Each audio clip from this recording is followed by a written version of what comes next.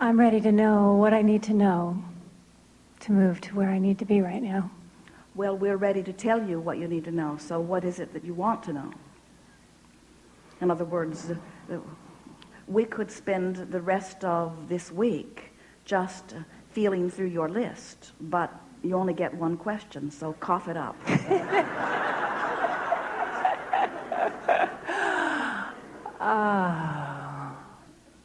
What's holding me back? The feeling that you're being held back. The beating of the drum. In other words, when that's the first question that comes to you, it's a good one. We're really glad that you've spit that one out. Because feel the essence of that. So my life has caused me to want all of these things, but why can't I get there? What's holding me back? What's holding me back? So that attention to not being over there is what's holding you back. That's the most active thing in your vibration. People say, I want to be over there. And we say, what's over there? And they say, I don't know. I only know what's over here. And we say, well, what do you think's over there? And they say, well, take me over there and I'll tell you. We say, can't take you over there. You're over here. You can gradually go over there, but you got to get happy over here. You've got to become optimistic. You've got to become expectant. You've got to become anticipating. So what is it that you are anticipating? What is it that you desire? Let us hear you. To feel free. Well, you see, there it is again. I want to feel free, but what did her words feel like? I don't feel free. It's all right.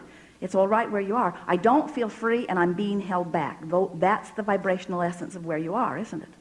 I don't feel free and something's holding me back. So, and the discomfort about that is because there's so much that you want, and the feeling of not being able to get to where you want to be, it's suffocating, isn't it? Yes. So it's not a difficult journey. There are so many things that you can do. But the essence of what your trip is about is just first trying to lighten up about where you are. So we want you to give us, if you can, some positive aspects about being where you are. In other words, where are you? I'm in a position of starting all over. My life is starting all over right now. Well, that sounds a lot like the other things we've been hearing from you. It's all right, because where you are is where you are, isn't it? In other words, for us to badger you as if you should be someplace other than where you are, I'm already doing that. Is what so many of you are doing to yourselves. And so what we want to say to you, and we don't want to beat this analogy to death. Well, yes, we do. We really like it. When you are starting out on any journey, are you mad at yourself on the first step? Oh, damn, I'm still at the airport. My plane isn't even here yet. It's not even going to take off for another hour, and then it's going to fly to Houston, which is the opposite direction of where I really want to go. And then I'm going to have to get off and change planes, and then that plane, and then not even going to get to San Diego until dark. Or are you easier about those journeys? Do you accept the journey as part of the process? I have not, and I want to do more of that. So, that was a good analogy, didn't you think? So, on this journey where you're flying and you are impatient because you really don't really like the airplane part of it. You're doing the airplane part of it because you're wanting to be someplace else. But since you are going to be on the airplane, does it make sense to you that you might want to make the best of that? In other words, would you have a better trip on the airplane if you try to be cheerful about it and you feel appreciation about it and you think about how fast the flight really is and you look at the beautiful aircraft and you see the beautiful person that is greeting you and you realize that that person's going to bring you something to drink in a little bit, and that your chair does recline, and that the oxygen level in the aircraft is sufficient to keep you alive, even though you're very high. In other words, there are so many things that you could appreciate, and you could fixate on a child or on another person. You could make that time on the airplane pleasant, or you can make it miserable, even though it's a part of the journey that you're really You didn't get on the airplane because you just like being on airplanes. You got on the airplane because it's going to take you to someplace you really want to be. So in exactly the same way, we want you to realize that in every moment you are in some phase of the journey, that you have the option of making it as pleasant as you can or making it as miserable as you can. And we know that the other day we watched Jerry and Esther. They had a sort of interesting experience, because in the new book that is just on the bookshelves now, there is a new process that Esther is finding very satisfying, because it's a process about closing this gap. And so the contrasting situation occurs, and you know that it has occurred because you're feeling negative emotion. In other words, something's happened and you're feeling negative emotion. And the negative emotion is not too hard to define. And in the midst of all of that, a new desire is being born. And as that new desire is being born, you feel even worse, because now the gap between where you are and where you want to be has widened just a little bit. And now your dominant effort must be toward closing that gap. And so by applying a series of positive statements, wouldn't it be nice if, or what can I find about this that I like, or is there anything about this that makes me feel a little better? Trying to fork in the direction of what feels better rather than forking in the direction of what feels worse. And so Esther has made for herself a little computer program, and every time in the last week, that she's felt a little or a lot of negative emotion about something, she has gone right to her computer and described the situation and described the emotion, and then she sits and she just writes until she feels better. And it is remarkable how quickly she can feel better. And it is also remarkable how often in the middle of that writing another page springs up. In other words, I thought, Esther said, that what I was really angry about was that while I was working on a recording process, that Jerry was out on the outside of the monster bus rearranging everything in the bottom portion of the coach, which is box after box after box after box after box after box of things. Just when I think I know where everything is, I can hear him out there banging around and moving things around. And I'm not going to be able to find anything because I can never remember where Jerry put something. So Esther is working on the recording, and Jerry can't remember where he puts things either.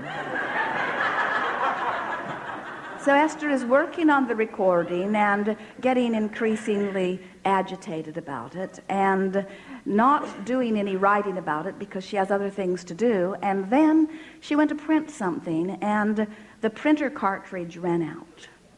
No problem. I'll go get my new printer cartridge. Easy to anticipate the end of this story. Now, Jerry had said to Esther, I saw some big cartridges in the second bin back, in a box under the window washing brush. I think it said 12A. And Esther said, no, the cartridge I'm looking for is 97A. So she discounted Jerry's excellent guidance and went right to the box where she knew where her cartridge was, and it wasn't there. Or in the one next to it, or the one next to it, or the one next to it, or the one next to it, or the one next to it, or the one next to it.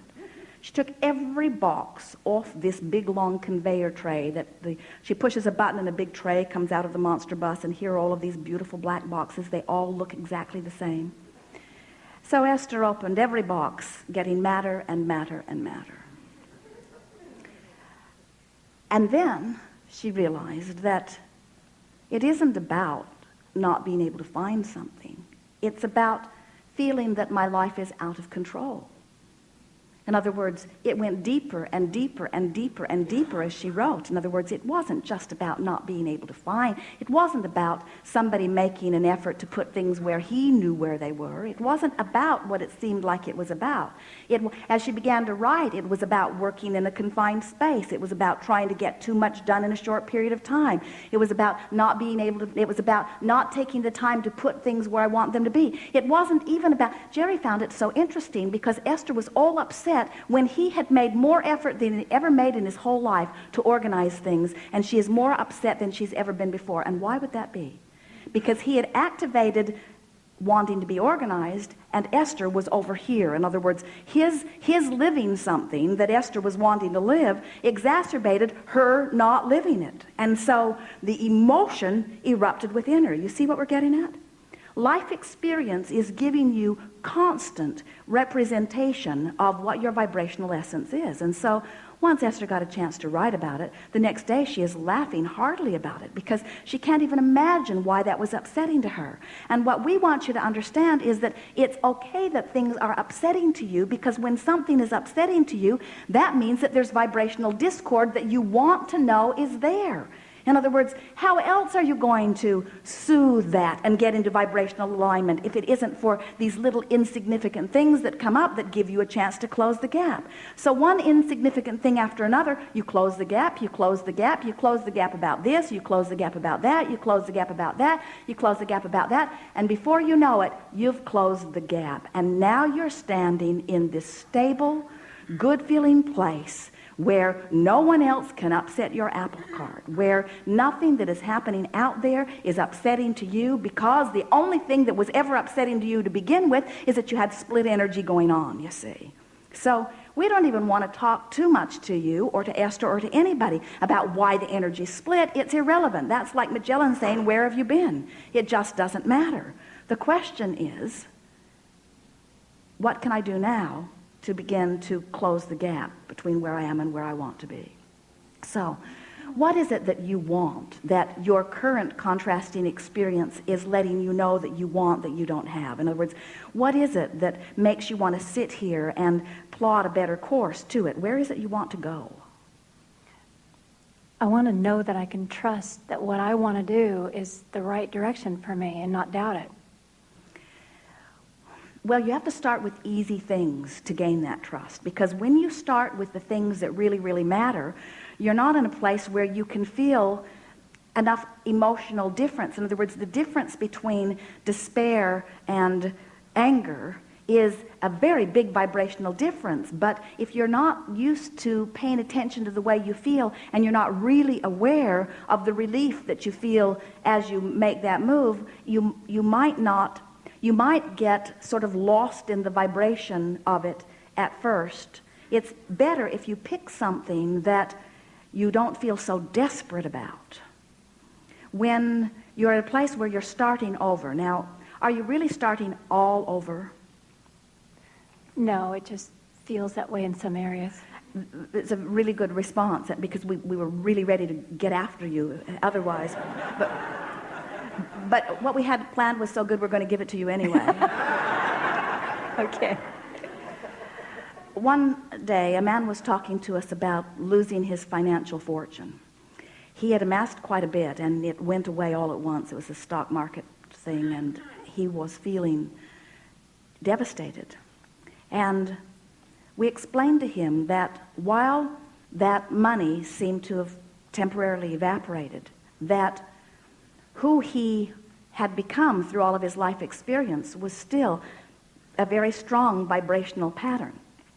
And that even though manifestations are not quite where you want them to be, you are actually at your furthest, most evolved state of being, because every one of those experiences, miserable as some of them were, caused you to become something that, if you will listen for it, will serve you. And so we can give this to you without any hesitation at all in a very short period of time. We're talking about a few weeks. You're going to look back and wonder how you ever felt that bad, because and further, you're going to feel appreciation of the things that happened that put you in this new place of calling, you see. So you'll hear much more as we're moving forward.